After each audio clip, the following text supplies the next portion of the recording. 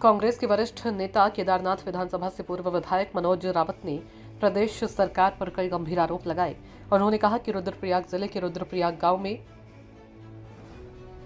जबरदस्ती गौचर की भूमि पर 220-33 केवी उप संस्थान का निर्माण का प्रयास किया जा रहा है। उन्होंने कहा कि रुद्रपुर गांव में आज भी 200 से ऊपर परिवार रहते हैं, जिनके पास करीब 500 से ज्यादा पशुधन है। इस गांव में यही एक गौचर भूमि है, जिस पर भी निर्माण कार्य हो जाने पर गौचर के लिए कोई भी भूमि नहीं बचेगी। यही कारण है कि गांव के लोग भी इसका विरोध कर रहे हैं। वहीं केदारनाथ की विधायक आशा नौटियाल ने कहा कि मामला अभी कोर्ट में है और उन्होंने गांव वालों से मिलकर उनकी समस्याओं को जाना। उन्होंने बताया कि उन्होंने गांव वालों को बताया कि अभी ये मामला कोर्ट में है और कोर्ट का फैसला आने के बाद ही इस पर आगे की कार्रवाई होगी।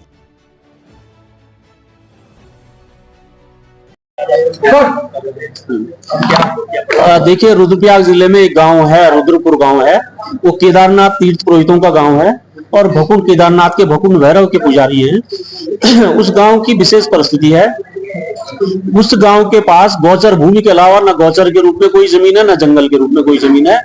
उस गौचर की भूमि को सरकारी अधिकारियों ने षड्यंत्र करके और फर्जीवाड़ा करके पिटकुल नामक सरकारी एक कंपनी को दे दिया है और लगभग 10 में वन भूमि हस्तांतरण हो गया और 13 में इन्होंने लीज करी है। जो सुप्रीम कोर्ट के छत्तीसगढ़ सरकार बनाम पाकुर जागरण समिति निर्णय के विरोध में है।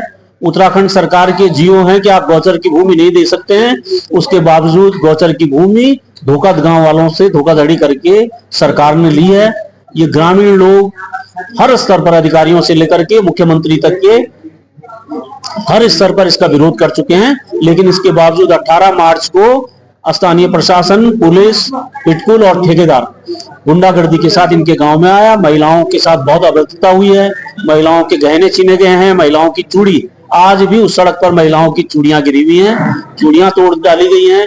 ऐसी अभद्रता आज तक के पहाड़ के इतिहास में कभी नहीं हुआ है। तो ये लोगों ने हम तय किया है, रुद्रपुर गांव के लोगों ने और हम स्थानीय प्रतिनिधियों ने तय किया है कि हम अपनी जान दे देंगे, लेकिन अपनी गौचर की भूमि नहीं देंगे। 13 में बात कर रहे हैं, 13 में आपकी सरकार है, तो आप जी हाँ, बिल्कुल आप सही पूछ रहे हैं। 13 से प्रक्रिया शुरू नहीं हो रही है। 8 में जब भारतीय जनता पार्टी की सरकार थी और वन भूमि हस्तांतरण का मामला भी भारतीय जनता पार्टी की सरकार और वर्तमान विधायक के विधायक काल में हुआ। देखिए, प्रक्रिया तो चलती रहती है ना। लीज तो बात की स्टेज है, पहले वन भूमि की सैंक्शन 10 में मिली है। क्यों प्रधान जी, कब मिली है? 10 में वन भूमि की सैंक्शन मिली है, लीज तो बात की प्रक्रिया है। आपकी सरकार की बात है। देखिए, एक बात सुनिए ना, आपकी सरकार, देखिए आपकी सरकार जब हम विधायक बने तो हमने हर चीज का विरोध किया है। देखिए, सरकार निरंतरता में चलती है। 8 से जो कार्यवाही चल रही है, तो 13 में लीज में, लीज को कौन जानता है? लीज तो इनको छुपा करके हुई है, एक डीएफओ ने लीज करी है। हम ये कह रहे हैं कि अब प्रकाश में आया है, डीएफओ लीज कर ही नहीं सकता था, क्योंकि ये उत्तराखंड सरकार की भूमि थी और गौचर के रूप में दर्ज है। इस भूमि को किसी भी हाल में वन भूमि नहीं माना जा सकता था। तो एक फर्जीवाड़ा करके एक अधिकारी ने किया था। एक गोपनीय संगठन जो वन विभाग के अधिकारी और पिटकुल के बीच में हुआ है, ये उसकी परिणति है, उसका हम विरोध करते हैं। रुद्रपुर गांव है आपके विधानसभा क्षेत्र के, उसमें गौचर की भूमि पर निर्माण हो रहा है। इसको लेकर के जो पूर्व विधायक है मनोज रावत ने प्रेस वार्ता करके आरोप लगाया है कि गौचर की भूमि पर निर्माण किया ही नहीं जा सकता, उसको फर्जी ढंग से ट्रांसफर किया गया है। इस मामले में आपका क्या आरोप है? देखिए, मैंने पहले भी कहा है कि मामला कोर्ट के विचाराधीन है, तो जब कोर्ट का डिसीजन उसमें आएगा उसके बाद हम आगे उस पर चर्चा कर पाएंगे।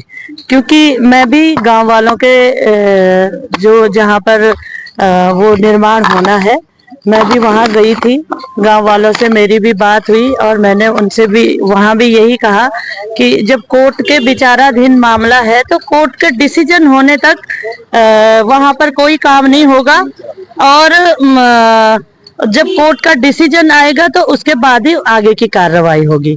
वहां के लोग उन्होंने कहा कि माननीय मुख्यमंत्री जी से भेंट वार्ता करनी है, तो निश्चित तौर पर मैंने प्रधान जी और कुछ लोग, हमारी बहनें यहाँ आई थी, माननीय मुख्यमंत्री जी उनको मिले और उनसे बातचीत हुई, सौहार्दपूर्ण बातचीत हुई। उन्होंने अपने संबंधित अधिकारियों को कहा कि इस पर वार्ता करके मुझे इसके बारे में रिपोर्ट देना। तो निश्चित तौर पर अभी उसमें वार्ता चल रही होगी उनके जो विभागीय अधिकारी हैं, और मनोज रावत जी जो कह रहे हैं वो लोगों को बहुत ज्यादा बरगलाने की भी कोशिश करते हैं, और ये नहीं बता रहे हैं कि 2013 से वहां पर कार्रवाई चल रही है। अगर 2013 से वहां पर कार्रवाई की शुरुआत हुई है तो तत्कालीन सरकार ने क्यों वहां पे काम शुरू करने का प्रयास किया? जब वो गौचर की भूमि थी तो वहां पर क्यों मीटिंगें करनी शुरू करी उन्होंने, उनकी सरकार ने? तो इसका जवाब भी मनोज रावत जी को देना चाहिए आरोप लगाने से पहले।